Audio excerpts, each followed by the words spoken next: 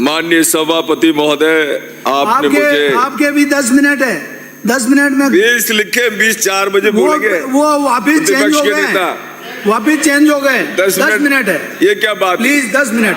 आप ऐसे मत करो, अन्याय मत करो। ये देखो आप, हो गया 15 मिनट बोले हो।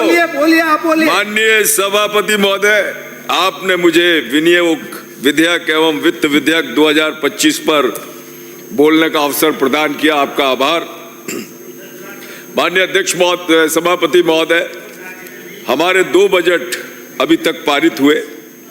प्रथम बजट 2024-25 का बजट और इस बजट का, ये वर्तमान का बजट राजस्थान के यशस्वी जनहितार्थ मुख्यमंत्री आदरणीय भजनलाल जी शर्मा और हमारी उप मुख्यमंत्री दिया कुमारी जी द्वारा, ये दोनों ही बजट राजस्थान के समग्र और सर्वांगीण विकास हेतु, ये बजट राजस्थान के लोगों के हित के लिए, विकास के लिए दिए गए।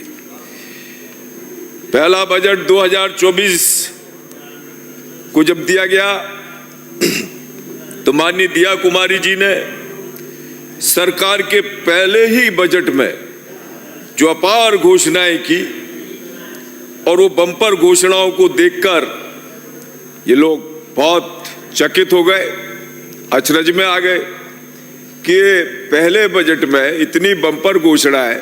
हमारे माननीय मुख्यमंत्री जी ने तो 2022-23 के जो अंतिम सत्र का बजट था, चुनाव से पूर्व वाला बजट, उसमें ऐसी घोषणाएं की थी। हमें तो सिर्फ लोगों को दिखाना था, इसलिए हमने घोषणाएं की थी। अब ये कैसे पूरा करेंगे?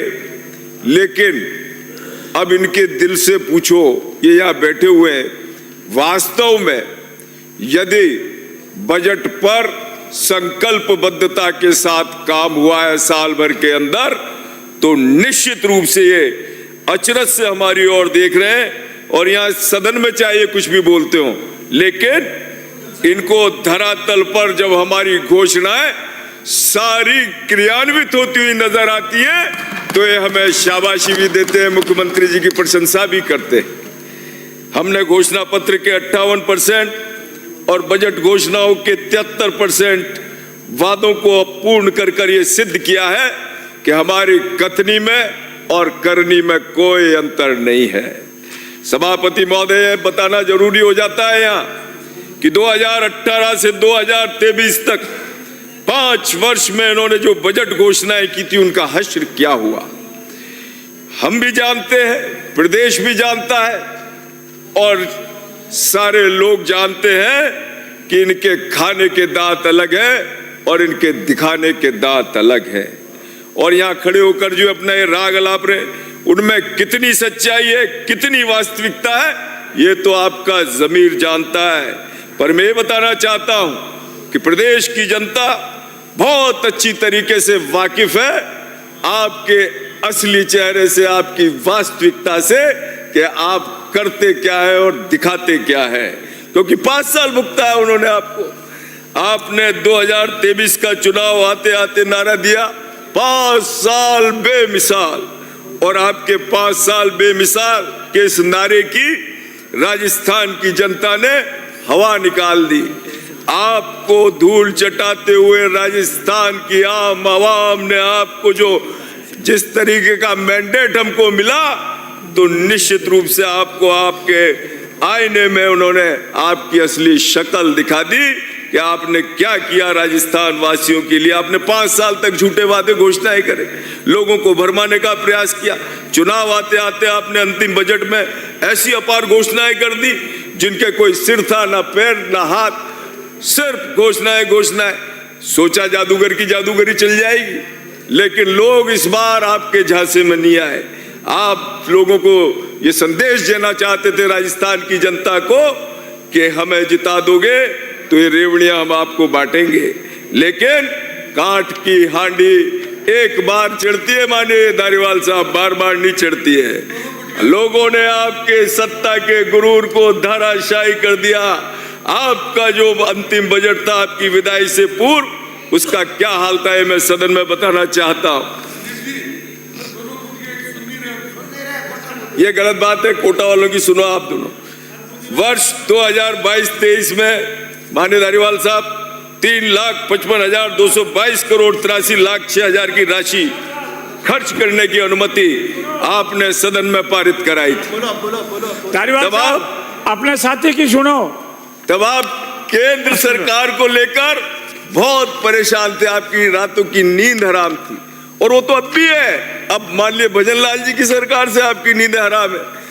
और आप जो है जिस तरीके से आपने मतलब गालियां बकते हुए भी केंद्र सरकार से प्राप्त ग्रांट और केंद्रीय करों का वो हिस्सा जो केंद्र सरकार ने आपको प्रदत्त किया था, वो आपके इस बजट का आधार था। रिजर्व बैंक का लोन आपके बजट का आधार था। आपने कुछ भी नहीं किया। जो जितनी भी घोषणाएं करी सब करी या तो केंद्र सरकार का हिस्सा या फिर रिजर्व बैंक से लिए लोन। ये आपके बजट का जो मैं बताना चाहता हूं।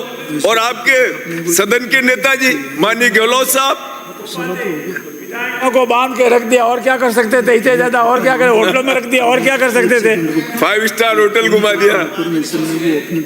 आपके सदन के नेता माननीय गहलोत साहब इन 5 सालों में मात्र 5 या 7 बार इस सदन में आए होंगे। कितने गंभीर थे वो, आते थे या तो ये अप्रोप्रिएशन का बिल पारित कराने आते थे या वित्त मंत्री के रूप में बजट पढ़ने के लिए आते थे। इसके अलावा उनको कोई चिंता ही नहीं थी सदन में क्या हो रहा है क्या नहीं हो रहा है, अपने बड़े मस्त ये स्थिति थी, कोई गंभीरता नहीं। 8 करोड़ जनता के प्रति कोई उत्तरदायी नहीं। सिर्फ कुछ दिन आए होंगे, गलत कह रहा हूं साहब, वास्तव में वो नहीं आए। आपके कुल बजट के कंसोलिडेटेड फंड 71,000 करोड़, कंपोनेंट की आंतरिक राशि 71,387 करोड़ रुपए में से 28,838 करोड़ रुपए सिर्फ आपने ब्याज की अदायगी पर खर्च कर दिए थे। याद होना चाहिए आपको, आपके इस बजट की कंसोलिडेटेड फंड के कंपोनेंट राशि और दिए गए ब्याज की अदायगी की राशि का जो 1,01,618 करोड़ रुपया था, वो आपने ऋण के रूप में बर्बाद कर दिया। जनता जनार्दन को वो ब्याज का बोझ उनके कांधों पर डाल दिया। 2022-23 के आपके कुल बजट का 33% कर्जे पर आधारित था और प्रदेश की जनता को वो कर्ज के रूप में आज भी अदा करना पड़ रहा है। लेकिन इधर आपने देखा होगा कि ये 2 सत्र हुए, इन दोनों सत्रों में हमारे यशस्वी मुख्यमंत्री भजनलाल जी शर्मा, एक दिन भी ऐसा नहीं हुआ होगा जब वो सदन की कार्रवाई से, अरे ये क्या घंटा बजा, तो बात तो चालू ही नहीं हुई, 2 मिनट सदन में आने का प्रयास करते हैं सभापति महोदय। और अगर नहीं भी आ पाते तो उनको हर विधायक ने क्या कहा है, क्या उसकी समस्या है, इसकी जानकारी उनको रहती है। और निश्चित रूप से वो जानते हैं कि यह सदन कितना आवश्यक है, कितने गंभीरता पूर्वक यह काम करना चाहिए। और निश्चित रूप से वो सब बातों पर पूरी गंभीरता के साथ अपना निर्णय लेते हैं और उस बात को पूरी गंभीर रूप से उस पर विचार करते हैं। मैं समझता हूं कि ये भाव अगर आप लोगों के होता, ये भाव आप लोगों के मन में आए नहीं। सिर्फ सत्ता का सुख भोगो, लोग जिता दें तो विधायक बनकर अपने और अपने परिवार वालों का भला करो, यहाँ आकर गाली गलौज करो, अपशब्द बोलो, हो हल्ला मचाकर सदन की कार्रवाई को स्थगित करा दो, व्यवधान डाल दो, बाधित कर दो, ये काम। अरे भैया, ये विधायक होने का फर्ज थोड़ी है साहब। विधायक होने का फर्ज है कि राजस्थान के हमारे क्षेत्र की जनता ने हमको विधायक बनाकर यहाँ भेजा है, हम उनके लिए सार्थक बातों को यहाँ पर कह सके, कोई अच्छे हम चीजों को बता सके, अच्छे सुझाव दे सके, जिससे सरकार कोई ना कोई अच्छे निर्णय ले सके। ये काम राजस्थान की जनता के प्रति हमारा भी दायित्व है और आपका भी दायित्व है। 5 साल तक आपकी सरकार ने युवाओं को बरगलाया, सिर्फ रोजगार उनको दिया नहीं, नकल 19 बार नकल आप कर कोई आपकी रोक नहीं। फेल कानून व्यवस्था, तुष्टीकरण, सरकारी भर्ती के नाम पर बरगलाते रहे, महिलाओं को मोबाइल के नाम पर बरगलाया, किसानों को ऋण माफी के नाम पर बरगलाया। बहुत सारे हथकंडे आपने इन 5 सालों में किया, खूब, पर किया धरा कुछ नहीं, सिर्फ अपने मुंह मियां मिट्टू आप बनते रहे। और हद तो तब हो गई जब आपने बिना तैयारी के 19 जिले घोषित कर दिए और आपने सोचा चुनाव आ रहे हैं, हमारे विधायक जीत जाएंगे, लेकिन सारे के ज्यादा से ज्यादा अधिकांश आपके विधायक वहां से हार गए और आपके प्रत्याशियों को हार की माला पहनाई और विदा कर दिया। हमारे प्रदेश की जीएसडीपी 2025-26 में बढ़कर 19,89,000 करोड़ रुपए से अधिक होने का अनुमान है मान्यवर। पिछले साल की तुलना में 16.75% बढ़ोतरी। हमारा लक्ष्य 2030 तक $350 बिलियन की अर्थव्यवस्था बनाना है। हमने हर उस क्षेत्र को हमारे माननीय मुख्यमंत्री जी ने छूने का प्रयास किया है जो प्रदेश के आय का स्रोत उत्पन्न कर सकता है। खनन के लिए प्रभावी नीति से अवैध खनन पर रोक लगाने का काम हमारी सरकार कर रही है। हमारी सरकार जिस तरीके से लोगों के अंतिम से अंतिम व्यक्ति के उत्थान को लेकर काम कर रही है, अरे अभी तो बहुत समय है, बोलने वाले नहीं है आपके पास। सुभाष जी गर्ग, राजकोषीय घाटा, सुभाष जी बिराजो, राजकोषीय घाट का 1 सेकंड बाद 2 मिनट में बात समाप्त कर रहा हूँ, अपनी बात समाप्त कर रहा हूँ 2 मिनट में माननीय सभापति।